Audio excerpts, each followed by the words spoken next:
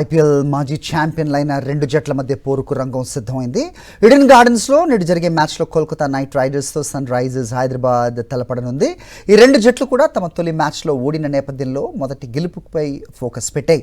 సొంత మైదానంలో ప్రత్యర్థి కంటే కేకేఆర్ది కాస్త పైచేయిగా కనిపిస్తోంది. అయితే బౌలింగ్ బలహీనతల కారణంగా పరాజయం ఎదుర్కొన్న ఈ రెండు టీమ్స్ ఈ మ్యాచ్లో ఎలా వ్యూహరచన చేస్తాయి అనేది ఆసక్తికరంగా మారింది.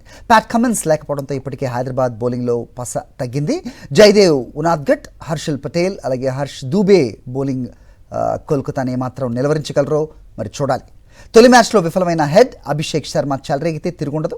ఇషాన్ క్లాసన్ సూపర్ ఫామ్లో ఉన్నారు. మరోవైపు కేకేఆర్ బౌలింగ్ పరిస్థితి కూడా కొంచెం ఇబ్బందికరంగానే ఉంది. వైభవ్ తేలిపోగా ముజరబాని తగినంత అనుభవం లేదు. ఇక వరుణ్ కూడా భారీగా పరుగులివ్వటం ఆ టీంను మరింత కలవరపెడుతోంది. బ్యాటింగ్లో రహానే, అలన్ శుభారంభం అందించాల్సి ఉంది. ఐపీఎల్లో కోల్కతా హైదరాబాద్ 30 మ్యాచ్ల్లో తలపడగా 20 మ్యాచ్ల్లో కేకేఆర్ 10 మ్యాచ్ల్లో ఎస్ఆర్హెచ్ విజయం సాధించింది.